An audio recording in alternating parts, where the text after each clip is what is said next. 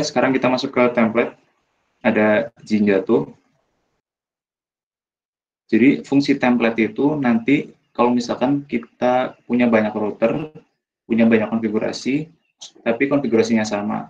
Jadi kita nggak perlu ngetikin semua perintah itu, kita cukup gunakan template ini. Misalkan kita pengen mengubah hostname-nya.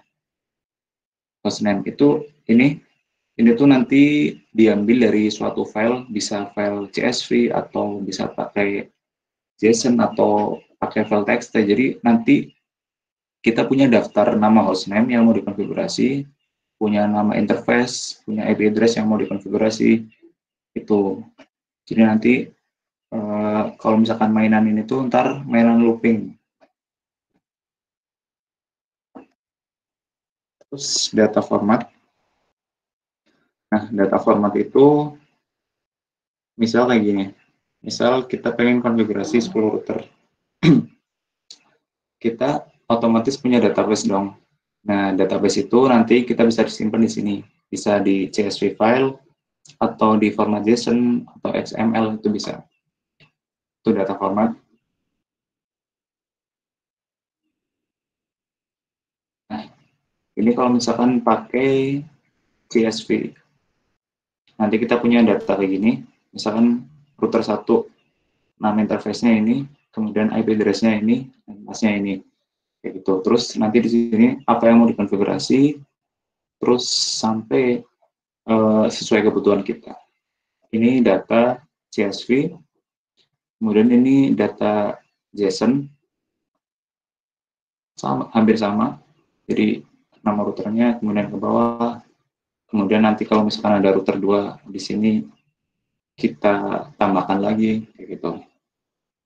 Kemudian ini data XML, bentuk datanya itu kayak gini. Oke, Ansible perlu nggak ya? Berapa masih aman? Buat Ansible itu nanti aja nggak apa-apa. Tapi kayaknya teori dulu nggak apa-apa. Kalau Ansible di sini itu adalah sebuah aplikasi ya atau platform yang digunakan untuk provisioning. Provisioning itu kayak nge-push konfigurasi atau mengirim sebuah perintah atau apa gitu. Itu provisioning.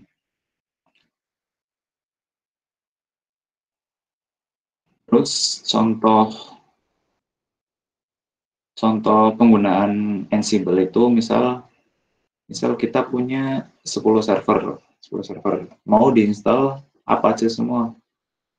Kalau misalkan cara manual kan kita harus masuk ke semua server itu terus konfigurasi semua atau install semua. Nah, kalau misalkan pakai Ansible, kita cukup definisikan server mana yang mau dikonfigurasi, kemudian server itu mau diinstal apa gitu. Itu ntar tinggal kita enter, udah semua server itu udah konfigurasi. Itu gampangannya gitu kalau misalkan pakai Ansible.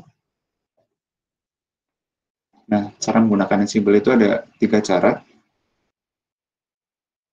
Cara menggunakan komen. Komen itu cuma baris perintah. Terus kalau misalkan playbooks itu kita punya file itu namanya file YAML. File YAML itu nanti isinya kayak role apa yang mau dikonfigurasi itu di playbooks.